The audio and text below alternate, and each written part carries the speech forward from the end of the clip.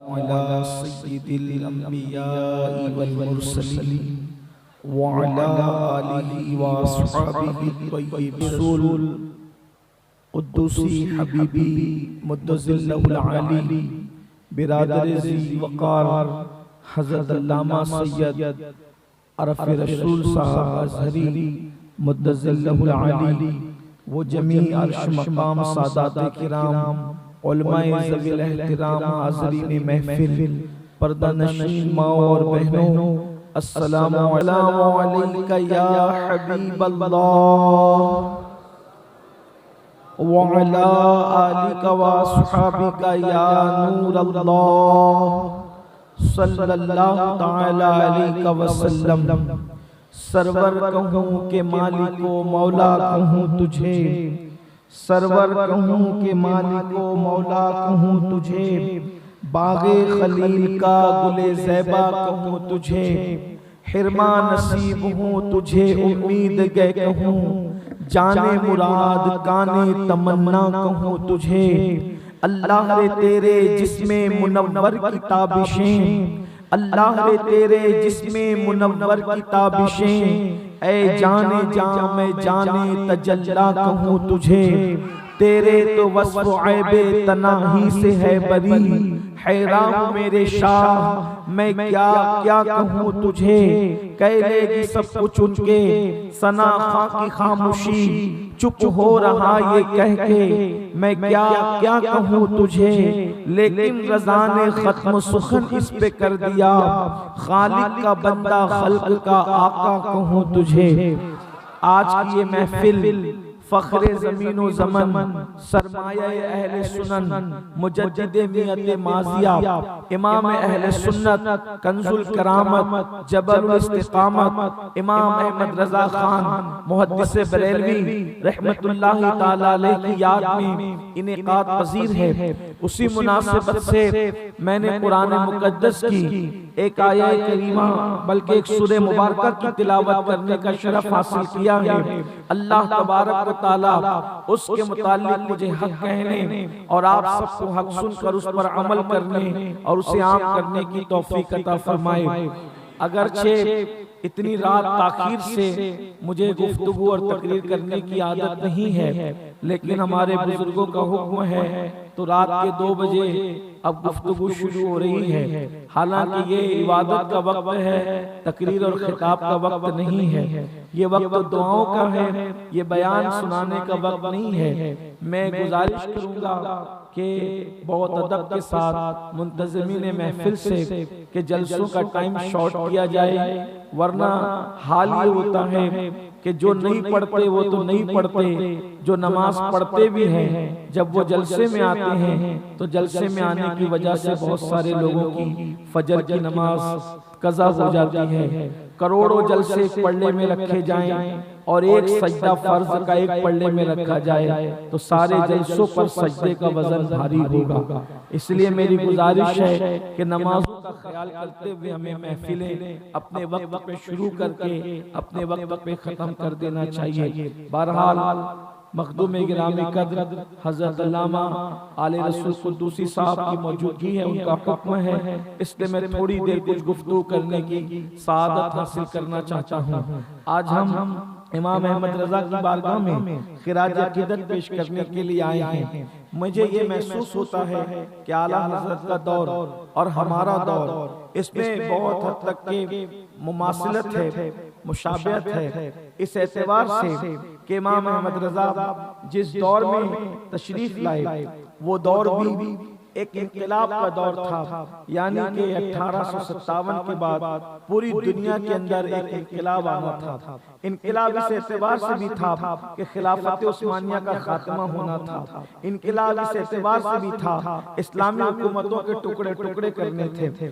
एक इनकलाब इस एतबार से भी था, इनकलाब का मतलब तब्दीली, बदलाव आना था। इस एतबार से भी था कि सुपर पावर रूस के हाथों से निकलकर मुकम्मल तौर पर बल्कि बरतानिया के हाथों में जानी थी और बरतानिया की जो है वो हुकूमत पूरी दुनिया पर लोगों को जबरदस्ती मुसल्लत करनी थी। इसलिए फिर उसके बाद पहली आलमी जंग और उसके बाद दूसरी आलमी जंग और उसके बाद दुनिया के नक्शे को मुकम्मल बदलना था। इसलिए लोगों ने एक तहरीक चलाई, एक साजिश रची रसूलुल्लाह की शान में तौहीन करने की, रसूलुल्लाह की शान में गुस्ताखियां करने की, रसूलुल्लाह की शान में बेअदबियां करने की। कौन गुस्ताखी कर रहा था? दाढ़ी वाला कर रहा था या सर पर बाल रखने वाला कर रहा था? इससे कोई बहस नहीं है। बहस ये है, गुफ्तगू ये है कि गुस्ताखी की करवाई जा रही थी मुसलमानों के ईमान का टेम्परेचर नापने के लिए, मुसलमानों का जज्बा इश्क़ रसूल नापने के लिए। इसलिए कि दुनिया जानती है जब तक सीनों में मोहब्बत रसूल होगी, जब तक सीनों में इश्क़ रसूल होगा, जब तक लोगों के दिलों का रिश्ता अल्लाह के रसूल से जुड़ा हुआ होगा, दुनिया की कोई ताकत मुसलमानों को ज़ेर नहीं कर सकती, मुसलमानों को मिटा नहीं सकती। याद रखना, करोड़ों हथियारों की ताकत इंसान को उतना ताकतवर नहीं बनाते जितना दिलों का इश्क़ रसूल इंसान को ताकतवर बनाता है। अल्लाह अकबर। जो जंगे हथियारों की बुनियाद पर नहीं जीती जा सकती, वो जंगे इश्क़ रसूल की बुनियाद पर जीती गई है। वो जंगे मोहब्बत रसूल की बुनियाद पर जीती गई है। मुझे बताओ, बद्र में कौन सी ताकत मुसलमानों के पास थी? सिर्फ 8 लोग थे जो तलवारें लेकर आए थे और उनमें भी बांस की तलवारें टूटी हुई थी, बांस की जंगालूद थी। उनके पेट में न खाना था, न उनके बदन पे कपड़ा था, फिर भी 313 1000 में भारी क्यों थे कि 313 के पास हथियार था या नहीं था? इससे कोई बहस नहीं है। उनके दिलों में रसूलुल्लाह का इश्क़ मौजूद है।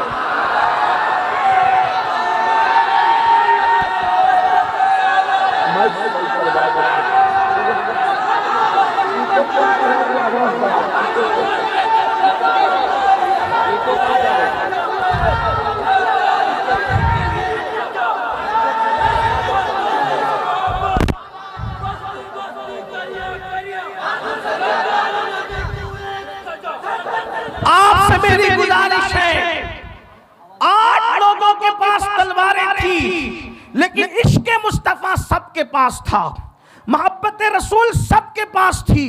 और इतना इश्क था कि वो अपनी माँ से ज्यादा, वो अपने बाप से ज्यादा, वो अपने भाइयों से ज्यादा, वो अपनी बहनों से ज्यादा, सबसे ज्यादा, हत्ता के वो 313 अपनी जान से भी ज्यादा मुस्तफ़ा जान रहमत से इश्क करते थे। तो जो जंगे हथियारों से नहीं जीती जा सकती, उन्होंने इश्क मुस्तफ़ा की बुनियाद पर जो है वो जीता था।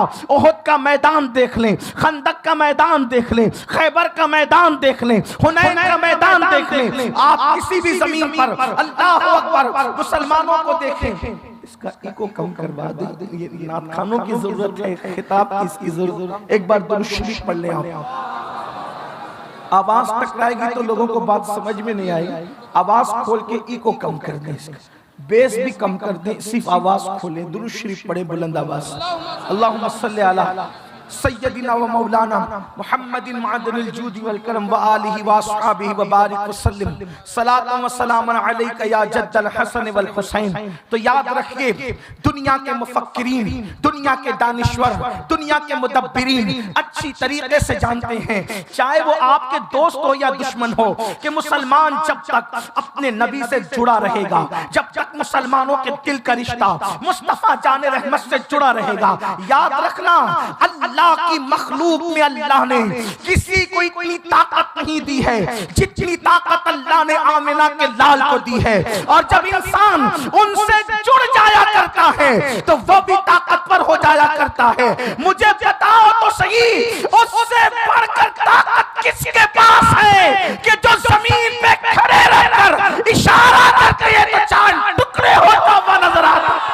इससे बढ़कर भी कोई ताकतवर हो तो बताओ। अल्लाह अकबर, ये मुस्तफा जान रहमत की कुव्वत है, ये मुस्तफा जान रहमत की ताकत है। तो क्या हुआ, जब खिलाफत उस्मानिया के टुकड़े किए गए, पहली और दूसरी जो है वो आलमी जंगे मुसल्लत की गई, इसी तरीके से बरतानिया की साम्राज्यत पूरी दुनिया पे मुसल्लत करना हुई, तौहीनें करवाई गई, गुस्ताखियां करवाई गई, ये सब कुछ हुआ।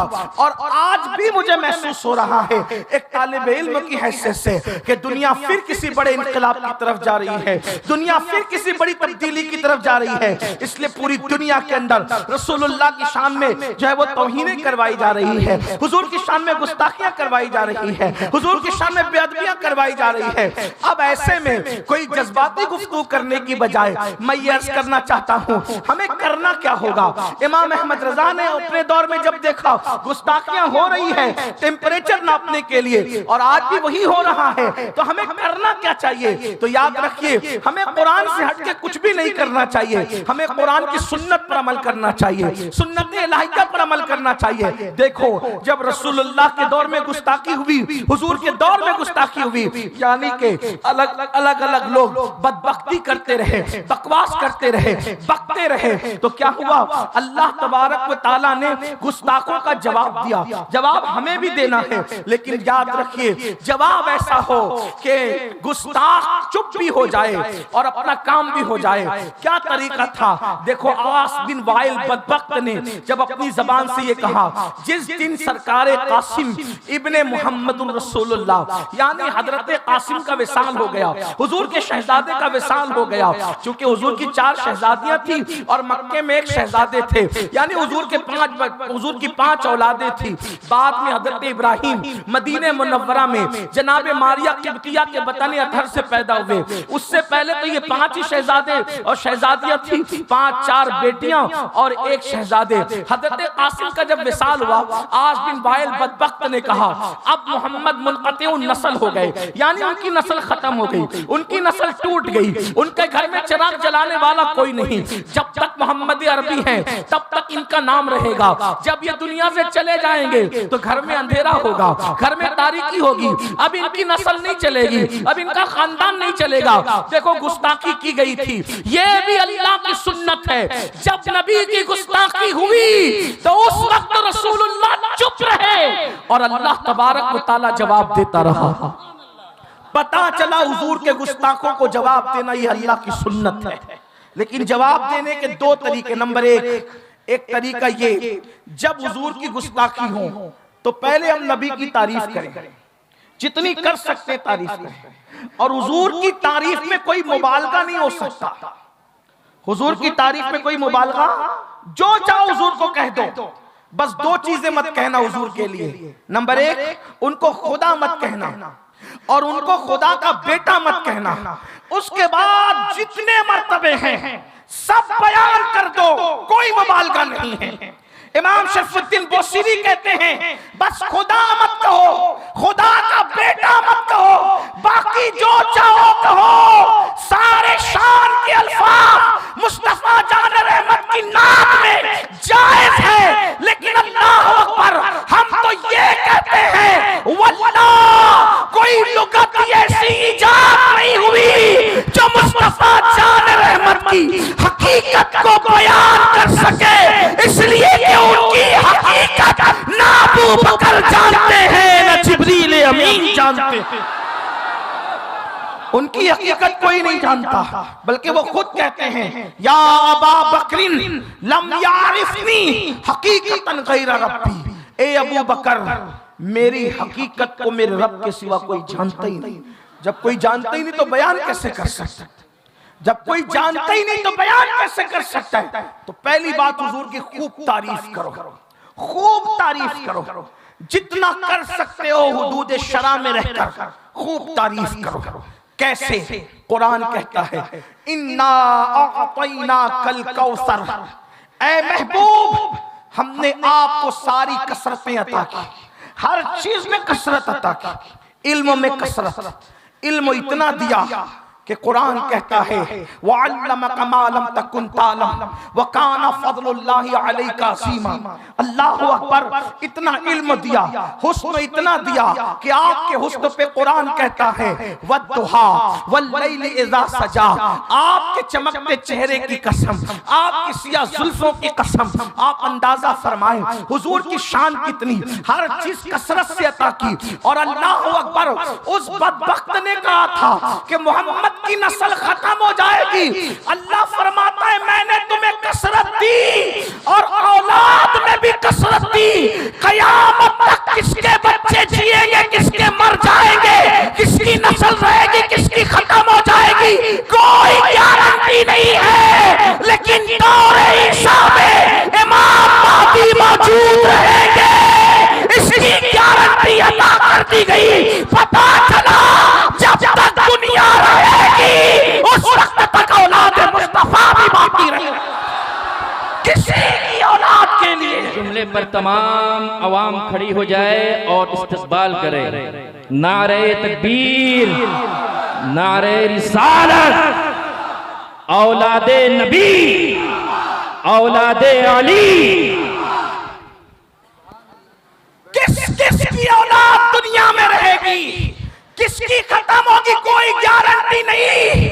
लेकिन इमाम महदी क़यामत के करीब आएंगे। बल्कि मैं आगे बढ़ के यूं कह दूं, जब तक महदी नहीं आएंगे उस वक्त तक क़यामत कायम नहीं होगी। मतलब दूसरे जुमले में ये कह दो कि नबी का एक ही बेटा इतना ताकत वाला है जिसने क़यामत को रोक रखा है। जब तक वो नहीं आएगा क़यामत नहीं आ सकती।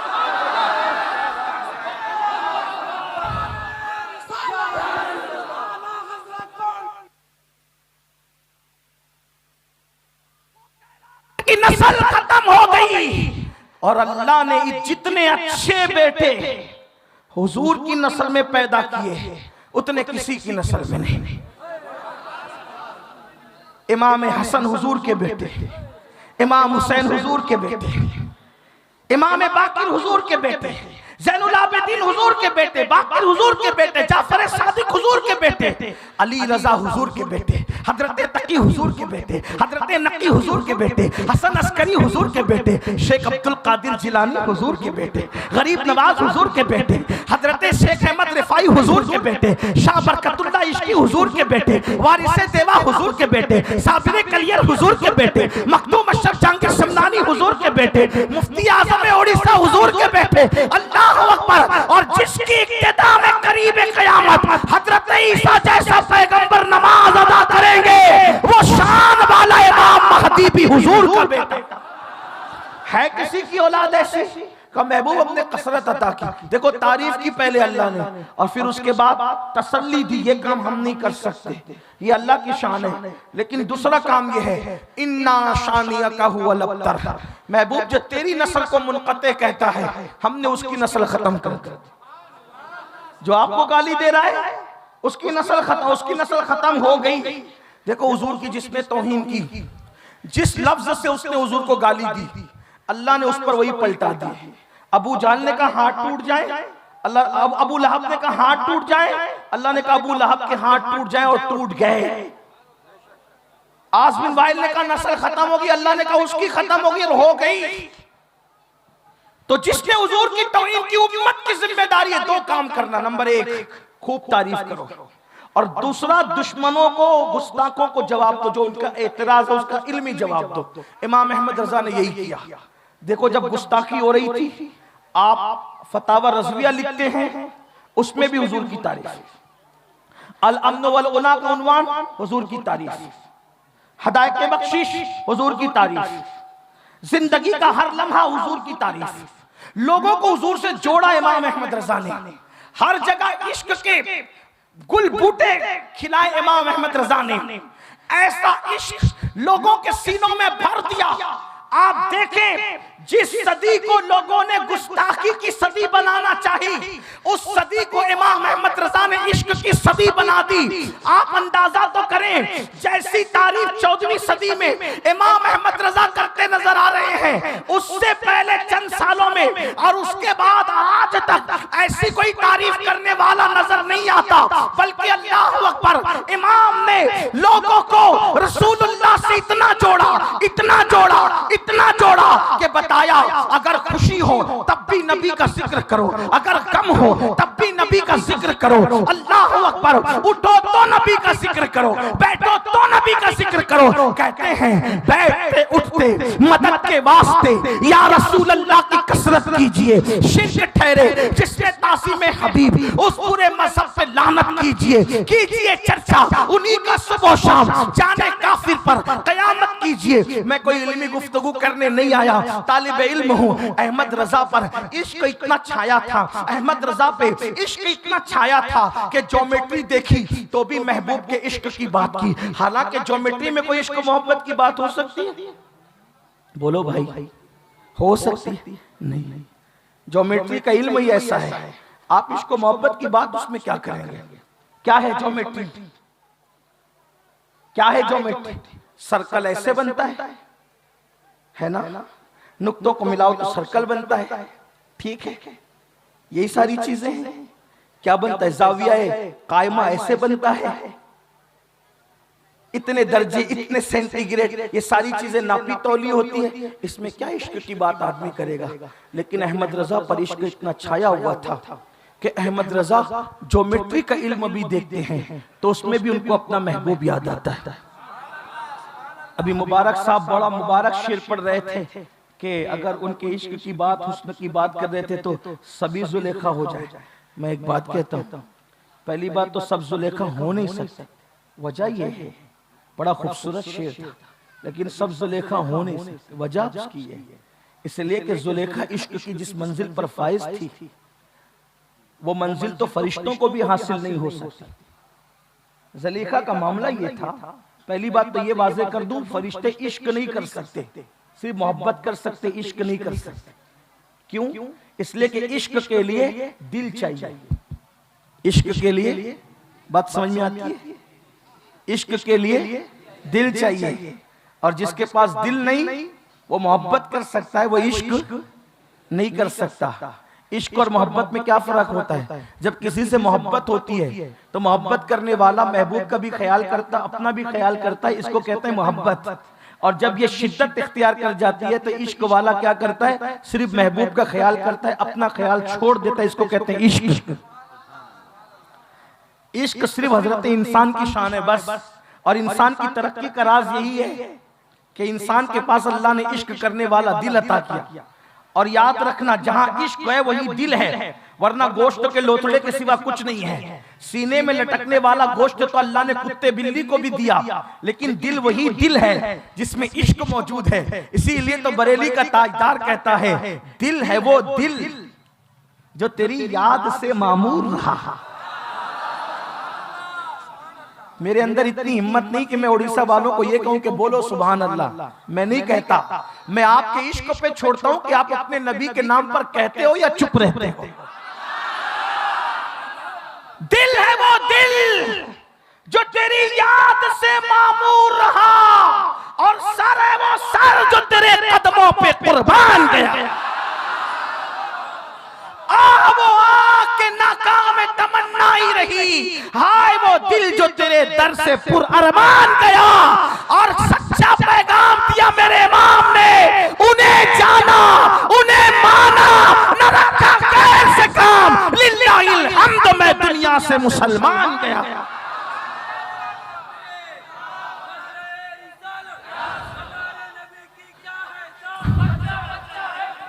ज़लीका के पास इतना इश्क था कि वो दरख्त के पत्तों को देखती थी तो भी उसमें जलवे यूसुफ नजर आता था। इसीलिए सूफिया कहते हैं कि अपना हार, अपनी आयरिंग, अपनी रिंग, जो भी जेवरात उनके थे, पानी पीने का गिलास, सबको यूसुफ यूसुफ कहती थी। तो लोग कहते थे कि उसने नाम रखा था सब चीजों का यूसुफ। सूफिया कहते हैं नाम नहीं रखा था, ये तो तौहीन है कि महबूब का नाम गिलास को दे दिया जाए, महबूब का नाम पत्तों को दे दिया जाए, ये तौहीन है। नाम नहीं रखा था। हुस्न यूसुफ में इतनी फना थी कि जिस चीज को देखती थी उसमें जलवा यूसुफ नजर आता था, इसलिए पुकारती थी ये तो यूसुफ है। हालांकि वो दरख्त के पत्ते थे। तो जहां इश्क होता है वहां कौन नजर आता है? सिर्फ महबूब नजर आता है।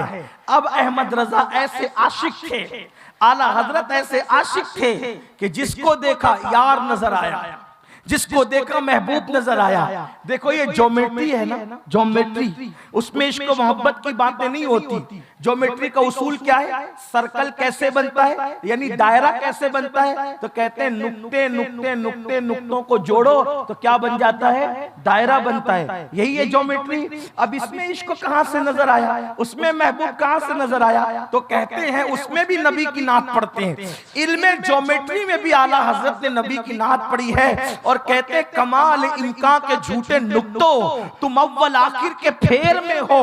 कमाल नुक्ते, कमाल इनका के झूठे नुक्तों, तुम अव्वल आखिर के फेर में हो। मुहीत की चाल से तो पूछो किधर से आए किधर गए,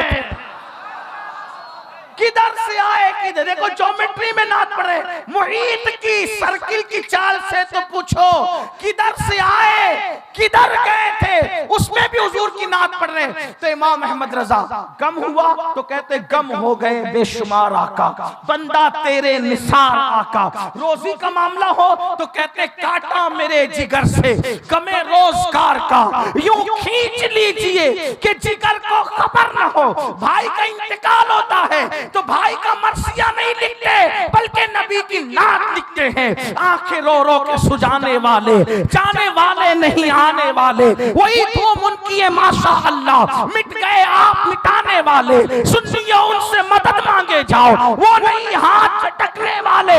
आसियो थाम लो दामन उनका, वो नहीं हाथ झटकने वाले, सुनिए उनसे मदद मांगे जाओ। बड़े बकते रहे बकने वाले, हुस्न तेरा सा न देखा न सुना। कहते हैं